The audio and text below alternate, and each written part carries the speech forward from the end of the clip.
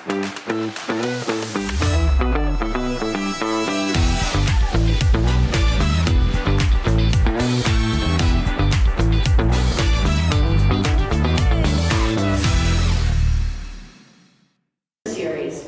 I bring together business leaders and thought leaders to speak at Concordia. Today, I'm super excited to introduce Julia McCoy, President of Content at Scale, who will be talking with us about artificial intelligence.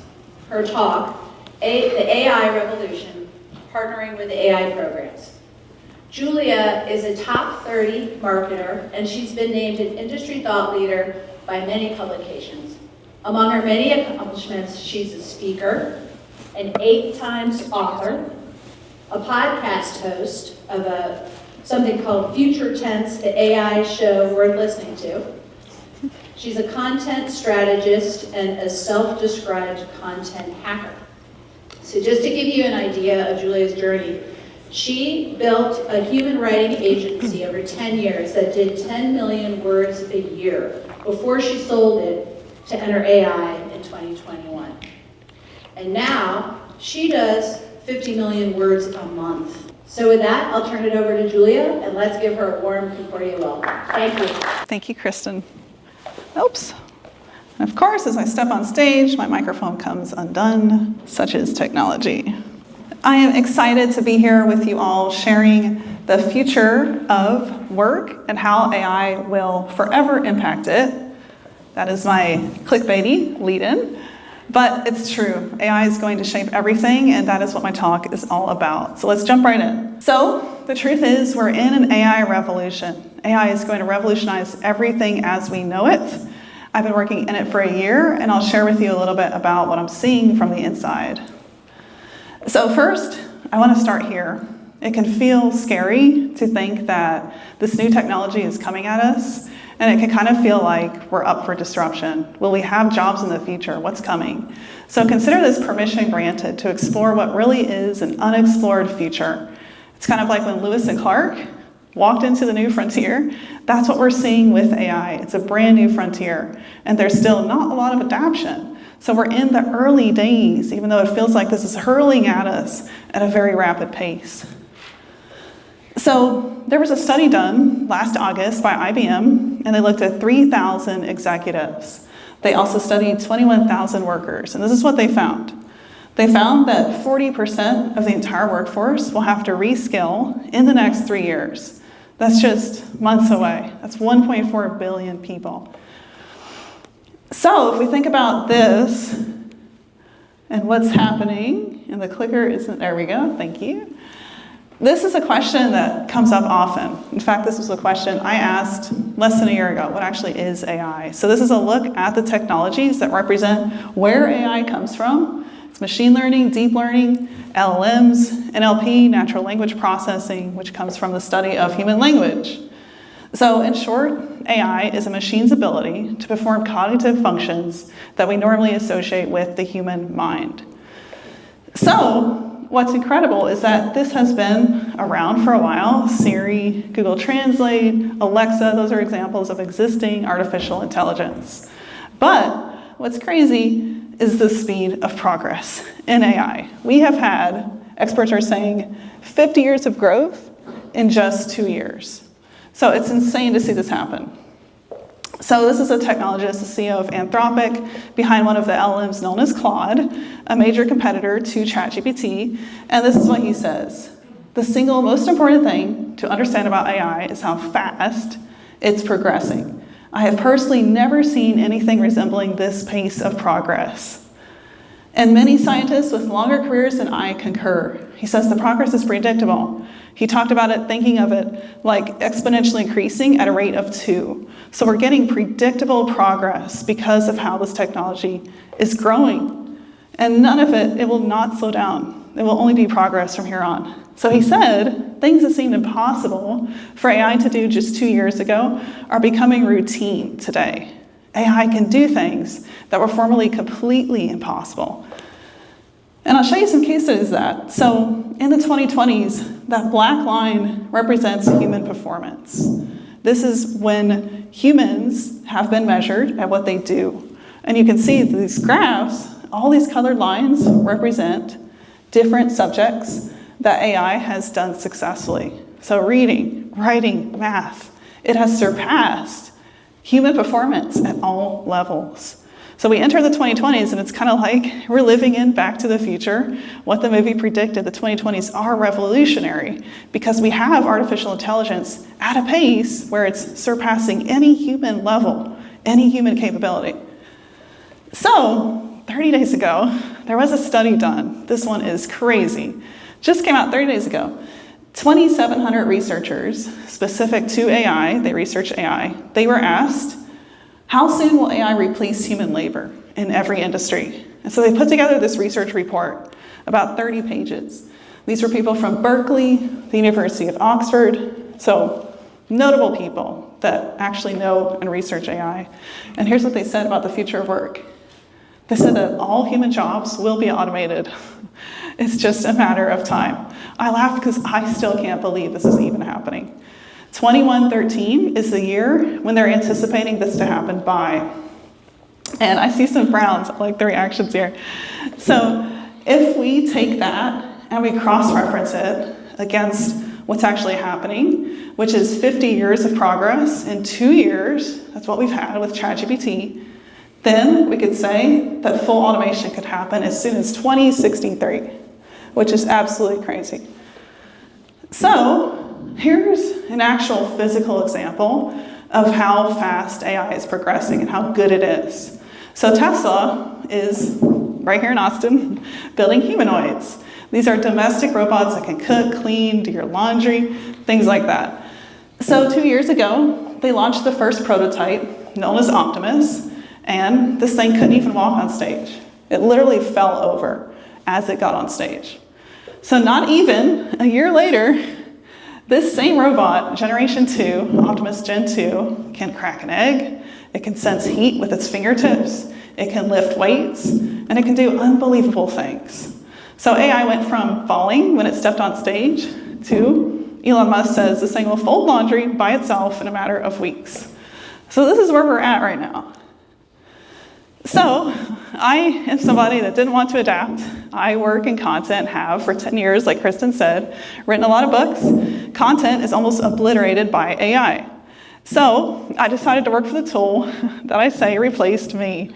And what I'm doing as the president of Content at Scale is I'm helping companies do this. Save 10 to 25 times the cost and the effort that content usually took. So we're seeing companies, marketers, communicators, have incredible transformation. So before we go into the case studies and the stories of what we're doing, I like to do this. I call it a litmus test to see how well you can recognize a human's work versus a robot's. So let's do it. Okay, so I'm going to read out 2 blog hooks. These are the first 100 words of a blog, and you're going to guess which one was written by a human and which one was written by a robot. So let's go. So here's sample A. I'm going to read it. As you hear it, ask yourself, do you think this was written by a human or a robot? The phrase content marketing is often used as a catch-all definition for all the ways you promote your content strategy. But the reality is there are numerous content marketing formats and each one has its own unique benefits. Knowing the different types of content marketing is important because it gives you more options in your digital marketing toolbox. Moreover, it's crucial to understand how to use each one effectively. That's a little bit fluffy. Okay, so here's the second blog hook, sample B.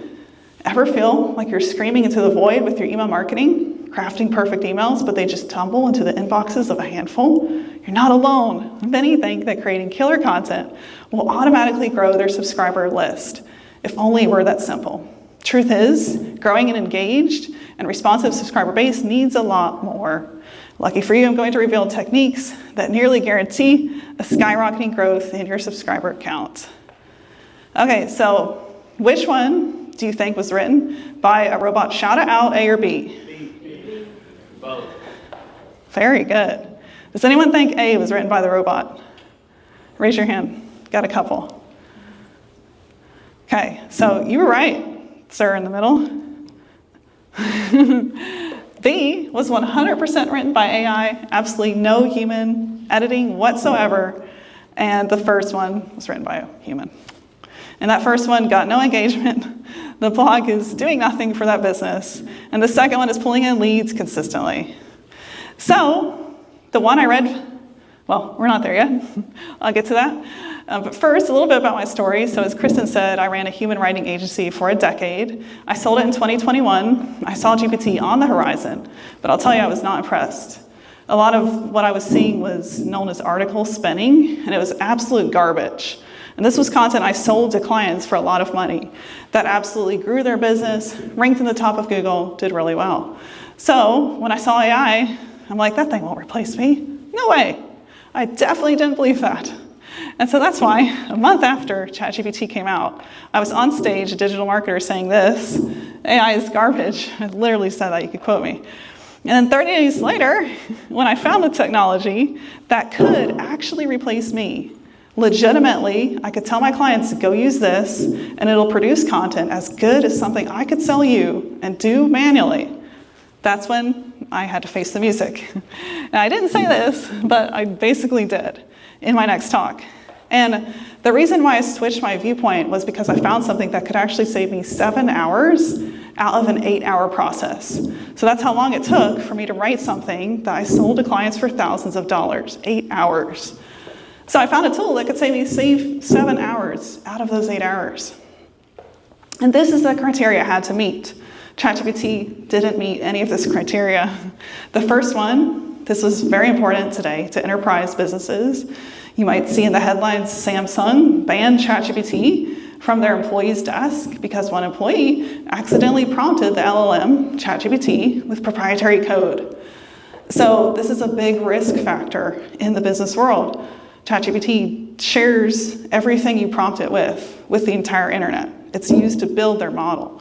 So I found a tool that didn't do that, didn't actually share proprietary data with other users. And it also created completely undetectable content. That blog hook I read to you, it read like a human wrote it, but AI did that. It was trained on my voice. And it's doing real-time research. That's another limitation with ChatGPT. It doesn't actually do real-time research. It stops. The cutoff is 2022, although I think they'll fix that soon.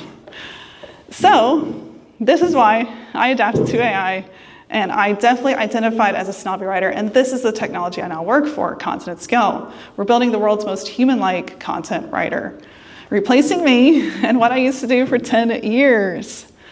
So if you're asking yourself, does the employer world, which is the world I see a lot of, businesses that hire people to create content, do they actually know that AI is better than a human? Are they aware of this? The truth is yes. More than 80% of marketers and business owners, they all agree that not only is AI the key to the future, but it's better than a human. So our clients, our employers, the ones in the future you might work for, they know this. And they're looking for the human that's using AI to get ahead. So as Kristen said, I used to do 10 million words a year. I thought that was a lot of content, and it was. Took over 100 humans to produce that kind of content, but we're doing 50 million words per month. That's 5 years of content in just 1 month.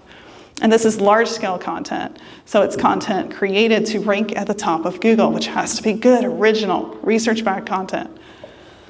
So this is what it used to take to produce that level of content, a ton of humans. A ton of humans. So in order to produce 100 pieces of content a month, or even close to that, you needed a lot of writers. You needed to go find them, hire them, train them, retain them, headhunt. It's a whole process. And then you needed a strategist, somebody to do the research, an editor, publisher. Sometimes there was a project manager in there too. So what we're seeing at Content at Scale, which I get to work for because I adapted, is this. One human capable of running the AI and producing the same level of output in all these areas. So we're literally taking what used to take 20 to 30 humans and whittling that down to one person running the AI engine. That is unreal. Talk about saving efficiency, cost. Businesses are headed in this direction. Okay, so I wanted to bring this up, some elephants in the room. This is the reason why a lot of businesses that I work with don't adapt. They're not sure if they could or should, or there's some writers that are losing their jobs because they're not asking this question and getting the informed answer. So the first one, do I own the copyright of my content if I'm using AI? That's a pretty big question. Do you? Well, copyright law is archaic. It was built many years ago, hasn't really changed. And what it boils down to is that your work has to be original, has to be humanly generated to even qualify as permissible to be copyrighted. So that's why we're building frameworks to help address this problem. And if you use this approach whenever you're in content, I teach this to a lot of writers, a lot of content marketers, then you're generally safe and you can actually copyright your work. So the AIO approach stands for Artificial Intelligence Optimization, and it's built on this framework called CRAFT, which represents a series of steps that writers can take to get that AI content ready to go from straight out of the AI engine to publishing.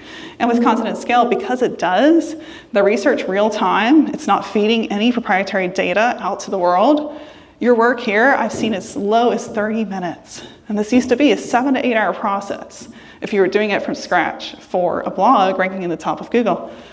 So CRAFT stands for a series of steps. You're cutting the fluff. You're reviewing your content, you're optimizing it, you're making it better. You're adding images, visuals, and media. You're bringing your content to life. ChatGPT, AI engines don't always do that. Don't often do that. You have to do these steps manually. Fact check, that's a big one. AI doesn't really have a source of truth. It's kind of bogus content. It's detecting and predicting. It's mimicking.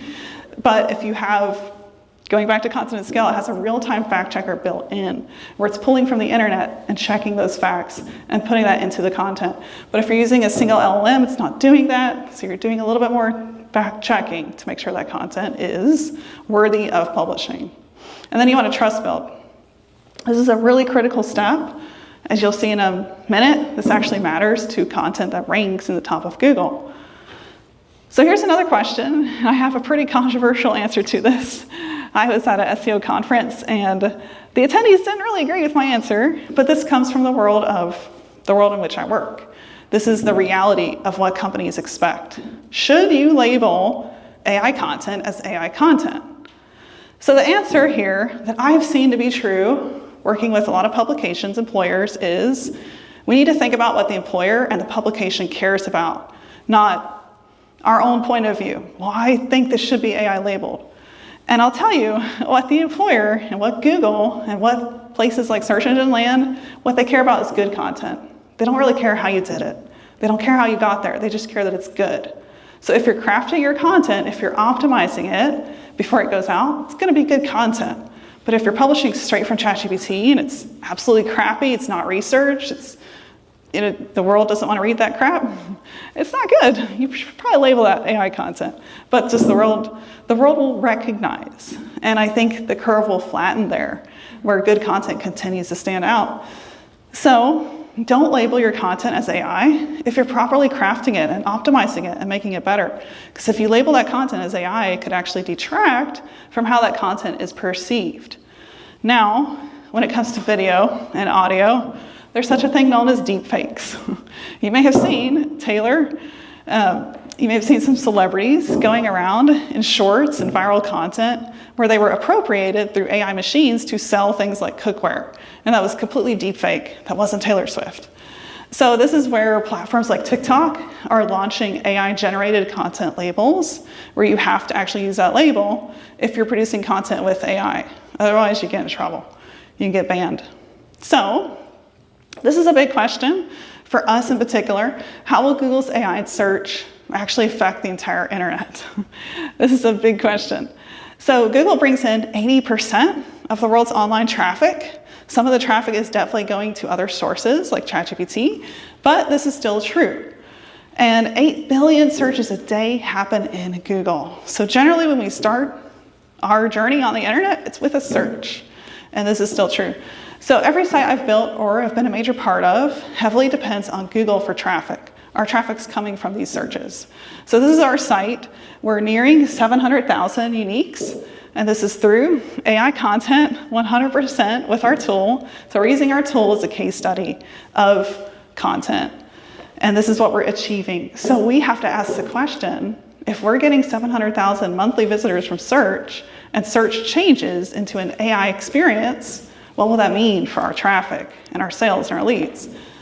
So how do we prepare for this? So There was a whole really nice marketing presentation that Google did when they announced AI coming to search, and it was called the Google I/O keynote last May. And what they presented isn't actually matching up to the real experience. So there's a lot of duplicate content appearing in SGE, Search Generative Experience, and there's this, stolen content. This is my blog with no attribution.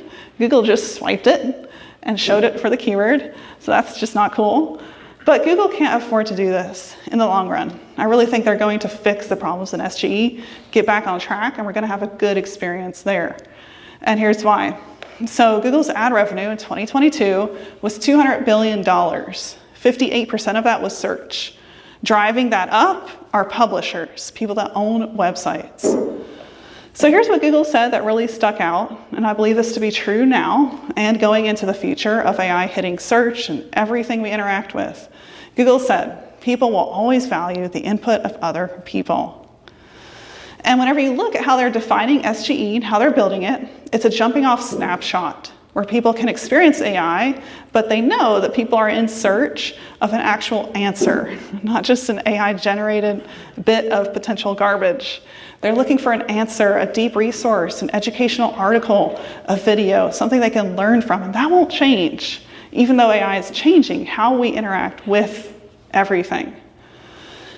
So when you look at how SGE is working, a lot of niche sites are rising to the top, pushing out big sites like Forbes, Entrepreneur, that used to dominate most of search results. So this is the cool thing for a lot of publishers that we work with. This is the opportunity in the room that they can take advantage of, is actually creating niche sites. Like for example, if you're talking about a hamster and you own hamsters.com or mypethamster.com, that's a niche site. And you can win above Forbes publishing an article on hamsters. That's new. That's completely new for search. It used to go to the domain with the most links, everything.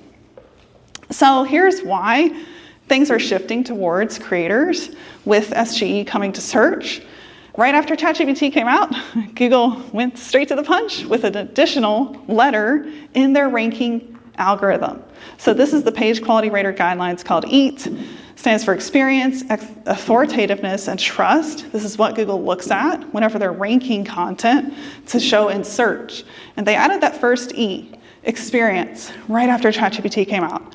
And if you read the guidelines, what they're talking about in what they look for in order to rank that content according to experience is personal experience. And they say this, would you trust a product review from somebody who used the product or somebody that didn't? Well, obviously somebody that used the product. And if you think about it, are you going to be able to hear how a pizza tastes from a robot? It's going to be hard. So Google was looking for personal experience added to content in order to be able to rank that content and show it in search. And they continue to define things in the same way. Would you want to listen to somebody who skydived? Or somebody that didn't when you're reading an article about skydiving? So the creator and the niche site publisher is going to win in this era. But we can use AI to get ahead so much quicker. And I'll show you how we're doing that in our company. So here are two entrepreneurs. They own a niche site called Hawaii Guide, John and Victoria Derrick. I sat with them, heard their story. They're appearing in SGE. That's their result up at the top right. Hawaii Guide, that's the photo John took of, he was actually there on the Hawaiian Islands. And he's got personal experience that he can share in these articles that are ranking at the top of Google. So they've had a 30% growth in traffic. They've actually doubled their content output. They're on track for a lot of growth. And they're using content at scale to create all of that content. And then John just hops in and edits it a little bit. So his time went from hours and hours per post to just that 30 minutes to an hour, editing that content, making it great. Here's another example. This is an amazing entrepreneur in his late 20s. He just sold this website actually for 7 figures. Troy Erickson at copywriting.org. He didn't hire a single human to produce content and have a website he could sell for 7 figures. Instead, what he did is he gave content at scale to his SEO person, and they started publishing 70 articles a month. Now keep in mind, this is a process that used to take about 100 humans in the long run. People you had to train, hire, headhunt, retain, put together, assemble teams of people. So he was able to do it with one human paired up with one AI system. And he was able to go in 1.5 months. He had almost 8 months of growth. Normally it would have taken 8 months. So here's another example. This man is amazing, Marcus Campbell. His YouTube channel is Affiliate Marketing Dude. He has a 250,000 YouTube subscribers. Great person to learn from if you want to learn anything about affiliate content. Great YouTube channel. But he used content at scale to produce over 1,000 blog posts. And he published 95% of them without any human editing. And he was able to do that because a lot of these searches were very informational. So if you take John at Hawaii Guide, that's a more subjective topic. You need to kind of understand how the islands work, talk about them, speak from your personal experience. But Marcus, he's breaking down car parts. And that's something AI does really, really well without any human work. In fact, we might know less about car parts than the AI. I know I do. So it's amazing to see what AI can do when it's used in the right places. So here's an example of a marketing company based in California called Journey Engine. And I saw them actually save 25x on the cost and time it used to take to produce content for their clients. Unbelievable story. And that's their writer on the top right. He wasn't sure about this at all. Hold on, is this possible? One of the naysayer writers, there's a lot of those out there. But when he saw what it could do and how to use it, he started implementing it into their process, and they were able to get rid of a content agency that was very expensive with a lot of humans. And they just 10x, 25x'd actually, their one writer. So people aren't getting fired, people are getting augmented and exponentially increased if they're paired up with AI. And that's the feature I really want to paint today. So when we go back to the real world, as I call it, the publisher, the destination that we're creating content for, in this example, Google, what do they care about? They don't care that you used AI. They just care that it's good. And that's where we can end with, do we use AI, do we not? How do we use it? Google rewards high quality content, however it's produced. They truly don't mind. And that's not what they said a year ago. So these publications are absolutely changing what they're saying because they're getting with it. They know that AI, like the founder of Anthropic and Claude said, there's no escaping this. It is accelerating and it will only go up from here. So if you do this, if you make your content eat friendly, and this is something I've taught to bloggers, all kinds of marketers producing email content, if you have this approach, you really win. You don't lose, you don't publish crappy content. So this is an approach we talked about earlier, the AIO approach, where you're optimizing AI-generated content and using this framework, the craft framework, to make it better. So if we land on what Google said, people buy from people they trust, this won't change. So if we humanize what the AI does, we can win. But I will say, it's definitely a Wild West, right? And there's a lot of risks, a lot of concerns. I see it with a lot of enterprises, a lot of businesses that we talk to, where we have to approach these tools with caution. And that's one reason why the one I work for is what I call the safer one, because it actually has technology built in that is secure, helps keep our clients' data secure, and doesn't go out to the world at large. So LLMs are definitely the Wild West. Example of these, ChatGPT, Claude, custom GPTs, Bard, although I think Bard is being done away with now and renamed Gemini, so that just happened last week. But if you're using a single LLM, you have to use it with caution. You have to know that your data is being shared with the world at large. It's being actually used to feed these models. So there really is two sides. I've seen over 3,000 use cases at content at scale. That's how many users we have. And the risky side, if you talked to me a year ago, I would have said it's places that are stopping people from using AI, but that's changing. I see a lot of publishers, this college I'm at, teaching you all, equipping you all that it's okay to use these, but use them with caution, use them correctly, bringing people like me in to help you do that. So what I see is as the major risk still today is our own viewpoint, that this thing is scary, it's terrifying, it's unhelpful, and therefore I will not use it. And that is by far the biggest risk. Because, as I'll share with you in a second, I think it's the human not using AI that will be replaced by the human using AI. And then the safe side of this is something, these were created in Midjourney. Midjourney is very fantastical. So we might not have this utopia, but this is my hope. A world where we can actually do the work we enjoy because AI is doing all the things we didn't want to do anyway. And this is what we're seeing at continent scale. Freelancers that used to sit at their desk 12 hours a day, this machine is creating content as good as them in an hour. They get to step away at noon, go out and hike, enjoy their day, be with their family more. So the beneficial side of all of this is truly amazing if we learn how to adapt correctly. So let's end here. How do you prepare yourself for the AI revolution? Big scary robot included. Well, that's not where I want to end.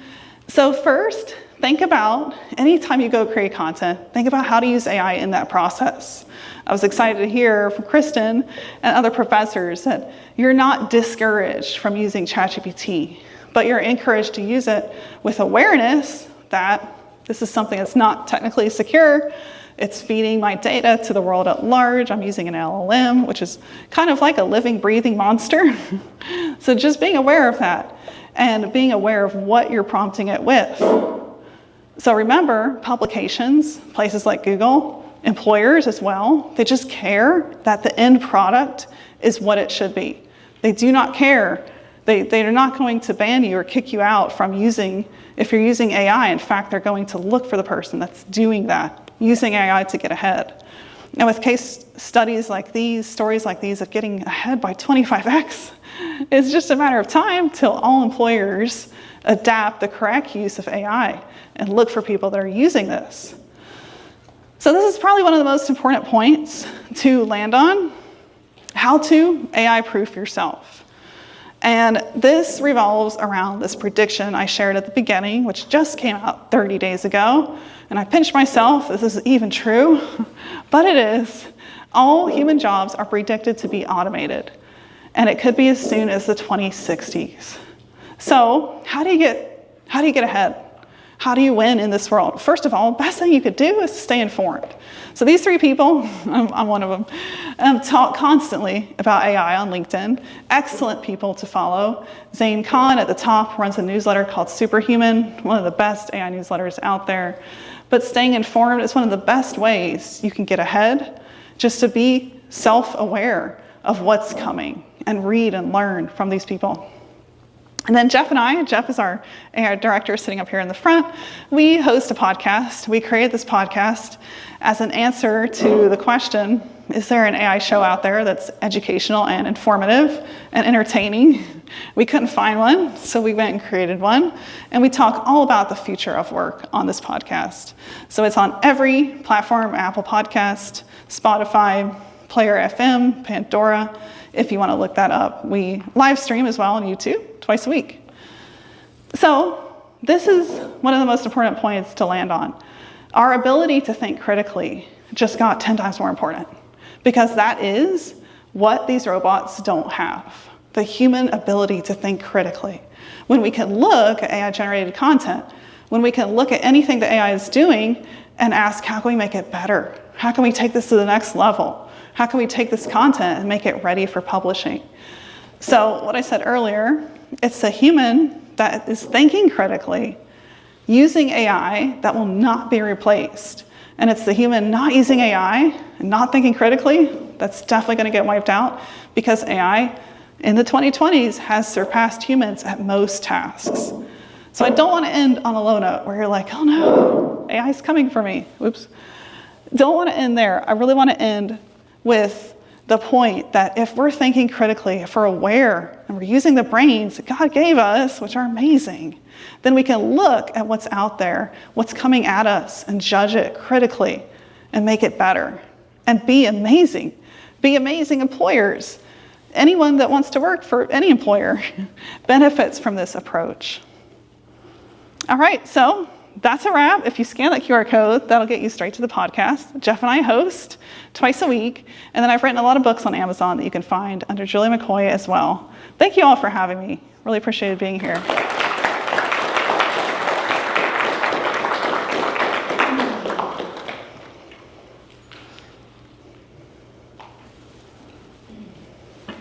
Thank you, Julia. I'm sure we have a lot of questions from our audience. Let's do it. If you have a question, okay? And when you have the microphone, if you could say your name, what you're studying, and then your question, that would be great. Thank you so much. First, you back there, and then your hand up here.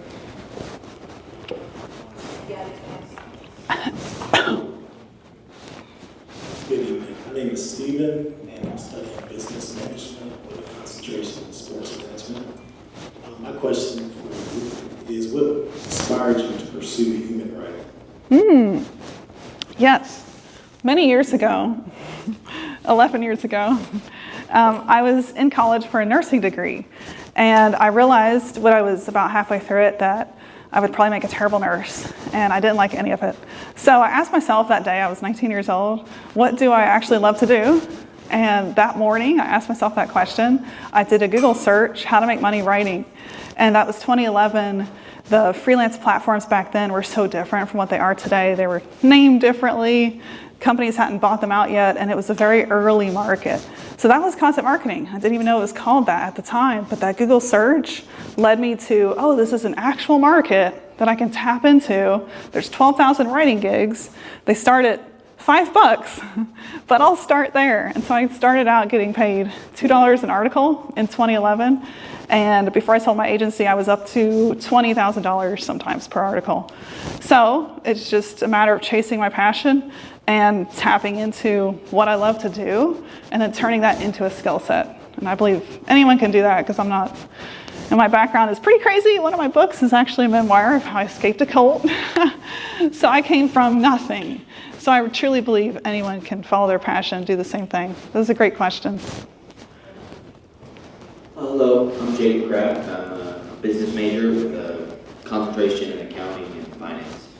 And the question I wanted to ask is, so in the cases where even though you may come with the idea, but a lot of your work, or even most of your work, is being done by these AI. So I was specifically thinking about that due to the YouTube channel where you with marketing blogs and things.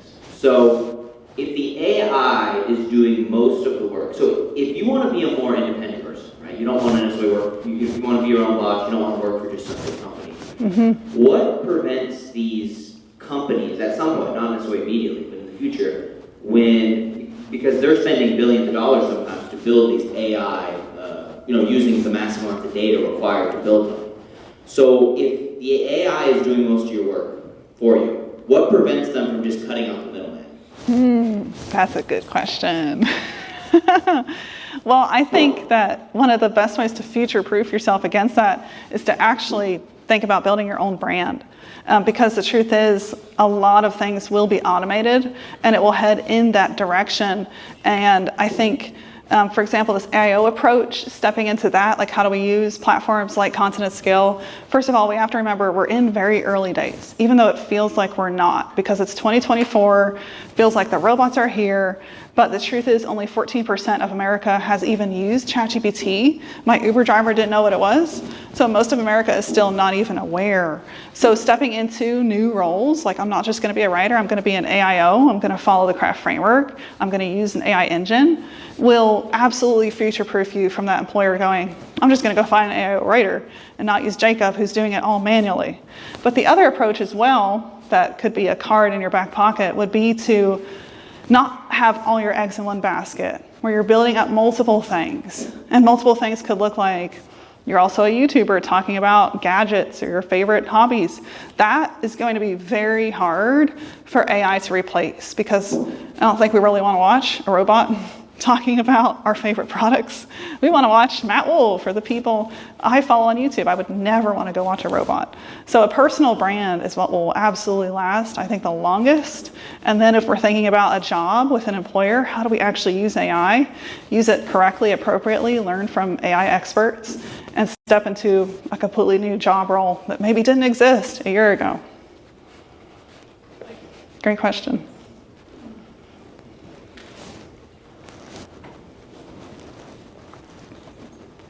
Hello, Julia. My name is Richard. I'm a business major with a concentration in human resource. My question to you is, when you brought up the point of going automation as soon as 2063. I saw some reactions. 39 years from now. I know. What are your thoughts with reduced face-to-face interactions that could possibly erode the social bonds and could possibly negatively impact the mental well-being of humans? Oh, that's a great question. I love the question. Well, first of all, I don't think that's something we were made for at all. I think God made us human for a reason, and human connection is one of our strongest gifts. It's also the way we connect with people. Like, even Google knows that. People buy from other people. And so I think that it's up to us and how we adapt to AI to use it appropriately. For example, I work for a company that's consonant scale that you could argue is almost fully automating a lot of writing. But what I did was I came in and I looked at it and I went, how do we match this with the writer market? How do we take these writers and take them from out of work and put them in a place where they can still have that human-to-human interaction and use the AI to actually get more freed up to go out and have a better life? So I think this is a little bit philosophical, but I think it's really up to each one of us. Are we going to wear the VR headset for 12 hours a day and completely miss out on life and ignore our families? And I saw a father, his 9-year-old was sitting on the couch just 3 feet away and he had the headset on doing work. He was very excited about it. And I'm just looking at that 9-year-old sitting there alone in a blanket. I'm going, no, come on. So I don't think AI is built for, it's built to be like what the internet did. It revolutionized everything, took away the yellow pages, but it didn't stop us from being our best selves. In fact, it helped us to be our best selves. So it's really up to each one of us to use this correctly and to know, okay, there's a danger of being addicted to this, taking me away from family, but there's also a way I can use it to actually have more time with family. And so that's what I'm getting behind. That's what I'm helping our users do at Consonant Scale. We're seeing it, like the freelancer who was able to stop work at noon. She lives in Italy, go explore Italy, be with her partner and just enjoy life. So that's what I think AI can do if we let it. And there are people that definitely abuse it. I'm seeing it. And I think it's just up to each one of us to be strong on that. Like, I'm not going to let this take me away from my family and society. So the power is really in our hands. That's what I believe on that one. Great question. Hi. Yes. My name is Emily Hitzman, and I'm majoring in applied business here at Concordia. And my question is based off of some of the things you were going over in your presentation, which is if you use AI, you will not be replaced with a person who does not use AI well. And it seems that a majority of the examples given in the presentation for the opportunities you'll have if you use AI lend themselves to business owner and content creator and not much else. Like the other roles of writer, other kinds of marketing, all the other little, I guess, cogs in the machine, if you will, are not options. And unfortunately, I think the phrase that comes to mind is too many cooks in the kitchen.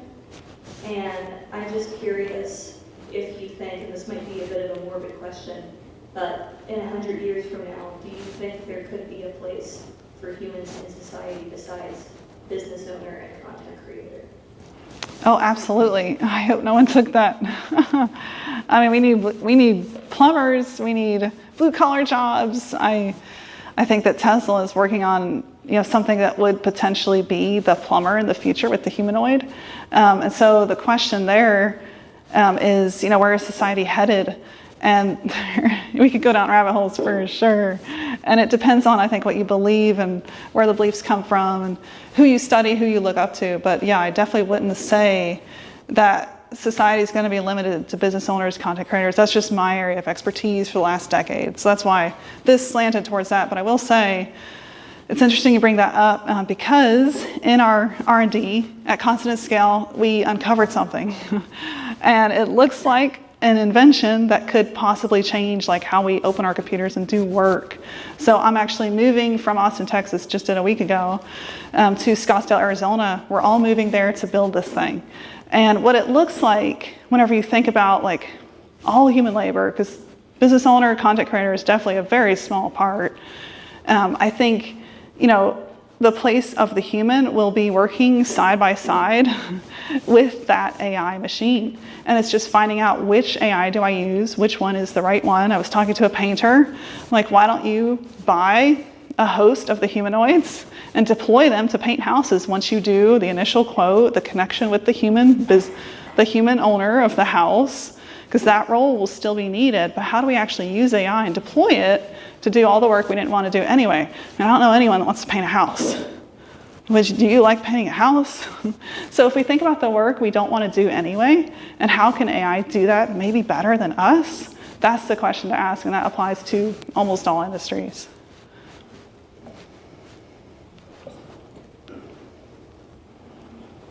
Something to add on to that, I think it's important to note that automation is not a new phenomenon. About 15 years ago when the app market came in, everyone thought it's going to take our jobs. Did the opposite, actually create new economies of scale. True. I think it's important to see, like, Industrial Revolution, as more and more machine technology came in, we thought, oh, we're going to lose jobs. I think AI is just a new opportunity. I think historical context helps a lot, because otherwise it's easy to get caught up in, and the end times are coming. I don't know if that's the case, but I appreciate what you're saying. That's a great point. It was, hunter-gatherer, and then it was the Industrial Revolution, then it was the information age, and now we're entering the technological age. So technology, just like you were saying, Sean was saying, is going to add a lot of jobs where we can actually work with these robots and our jobs look completely different. Like AIO writer didn't exist a year ago. And I know AIO writers that are getting paid full-time, great income, and this job didn't exist. So there will be brand new opportunities and we could spend 4 more hours, but we don't have it today. So that's a great point. I've got a question down here.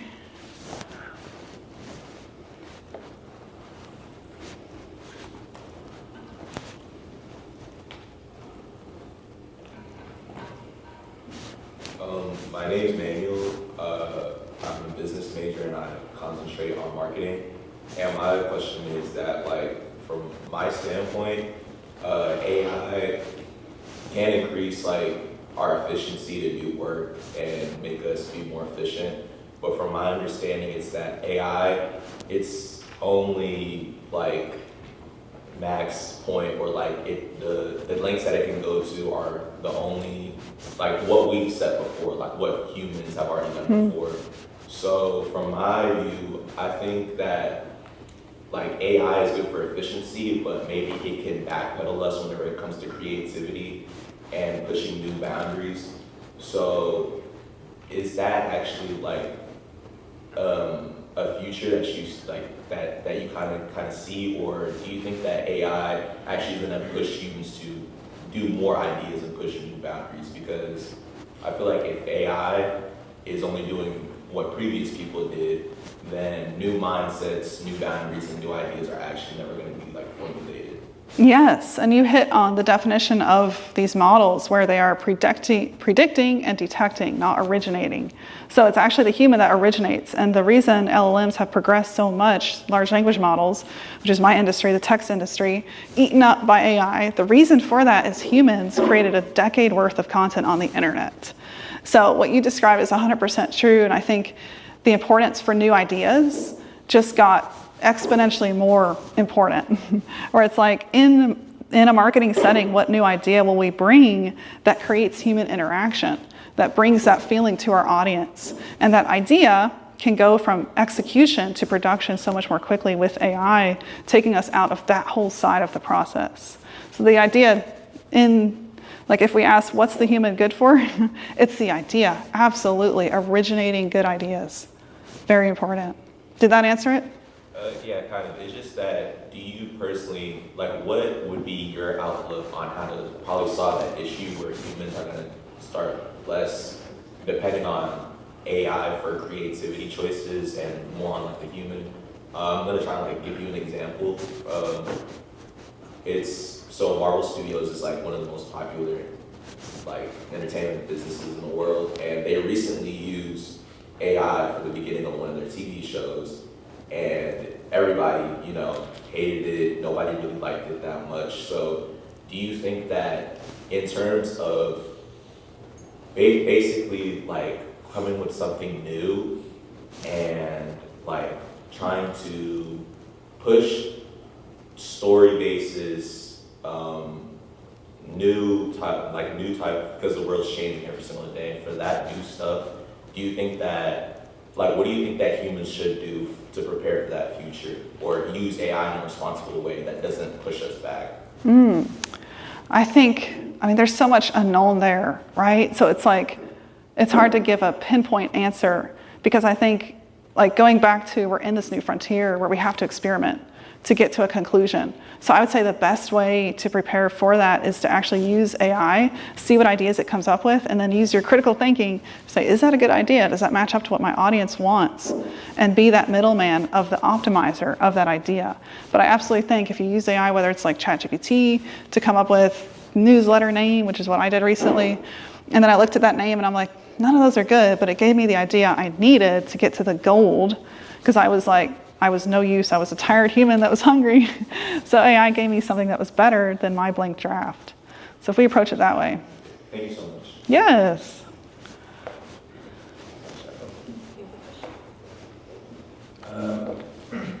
My name is Jimmy, business major as well, concentrating in marketing.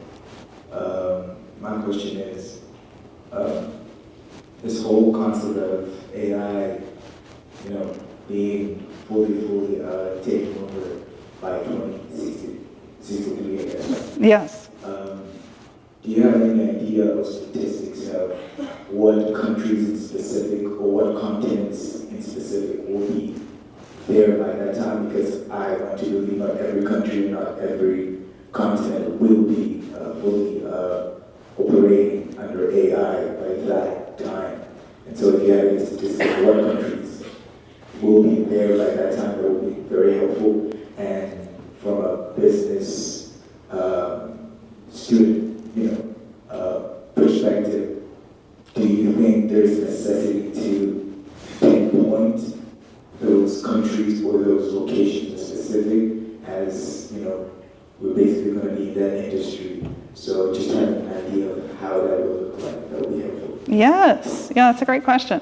Yeah, well, they're saying countries where there's a lot of lower level manual work, and that's like the predominant economic driver. So for example, India has a lot of call centers. Call centers are saying the next 5 years will be fully automated, where it's a robot answering the phone, trained on human inflection. AI is doing it remarkably well. You don't know if you're talking to AI or human. So it's crazy. We're here. I still pinch myself.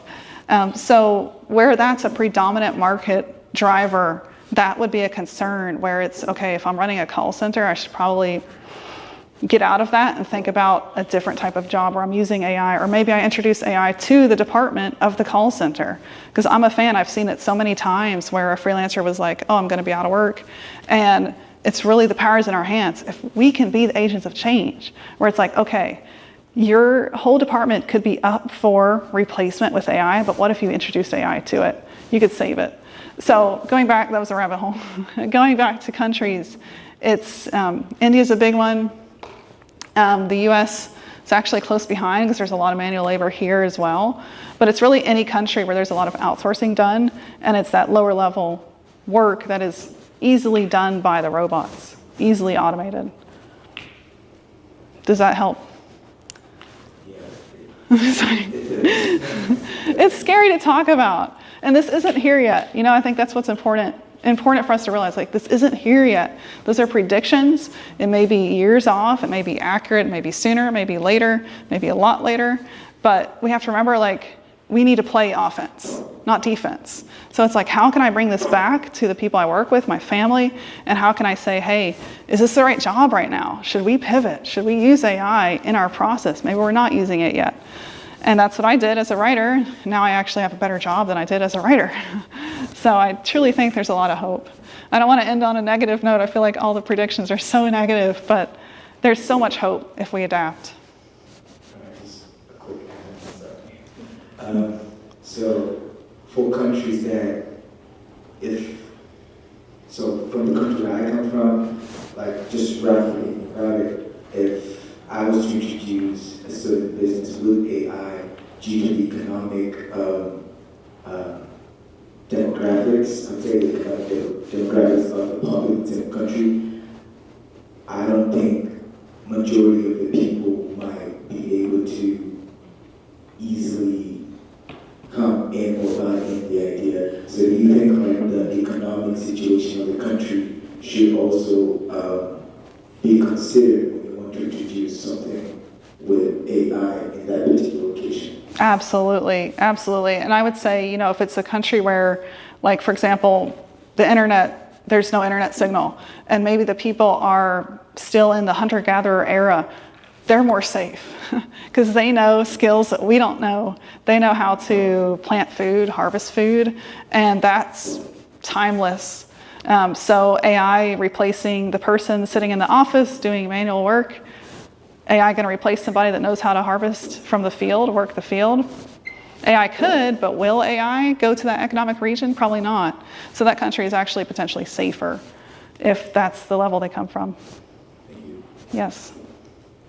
You know, picking up on your question, I was reminded the chief economist of the European Bank for Reconstruction and Development was speaking at Davos a couple of weeks ago, and she differentiated between the developed countries and more undeveloped countries in terms of the speed of that adoption of AI. So I think that also sort of gets to your question. And I thought that was an interesting way to think about it because, like Julia was saying, she's saying everything's a process. And so we've already been automating processes, analyzing data. So that's been already happening. And now it's just how quickly is that going to accelerate? Is it going to be exponential or is it going to be a little bit slower? But it is coming. So whether it's 2063 or 2000. What's that? Or, you know, the latest was in the 23 zeros, so it could be 2300. Exactly. Okay, I think we have time for one more question. All right, let's see. And then if there's more questions, I'm sure Julia can stick around for a couple minutes. Yes, afterwards, but totally. We'll try to stick to our time. Okay? Hi, Julia. Hi. My name is Sebastian. I'm a communication studies major. This is kind of a change of pace, and it's less focused with like the future of AI and more of what we have right now with these language models. You made a really good point of how kind of anyone can use these tools and they can put out a lot of content now. So we're seeing like a lot more content being produced. Right. So like SEO is obviously kind of like flooded with like a ton of new information. So I wanted to ask you, how can we as consumers of content, how can we better, judge the quality when there is so much that is pushed out? Because I know, SEO prioritizes websites that publish more frequently, that sort of thing. So, how can we as consumers kind of evaluate quality versus the quantity? Yes, great question. I think, first of all, curating a list of people we follow and going to email versus search at large is just one way to quickly get trusted voices directly close to us. So, for example, if I'm looking for AI news, I might not Google AI news. I'm going to sign up to a newsletter and read that every week, and that newsletter is curated by a human that I trust. So that's a different way to approach getting an answer that kind of safeguards you from that quantity crisis where there's a lot of ChatGPT garbage without real experience backing it. And the other way to look at it is to just look at the author byline when you're reading an article, which I still Google things on a daily basis, and look at that byline and look for expertise, and then see if that matches the article. See if it reads like ChatGPT, which is very recognizable. I feel like you can use an AI detector to recognize it. We actually built one of the first AI detectors out there, Content at Scale's AI detector. So that's a quick way to just run a search. Is this robotic or is it human? And you can actually get an answer. But you can also just scan it, use critical thinking. Does this sound very robotic? Are there images? Are there personal facts coming from that author's point of view? So critical thinking, definitely apply it in that scenario. Thank you. Good question. Julia, thank you so much for speaking with us today. Thanks for having me. Really, It's a great group of people. Thought-provoking discussion. And we have a little token of our appreciation for you. Thank so thank you you again for coming to Concordia. Yes, And, this is great. Thank you to Isaiah out in the booth for the IT support. And I wanted to let you all know that March 7th, same place, same time, we'll have David Chen talking about the future of esports. Okay? And with that, let's give a welcome again and a thank you to Julia.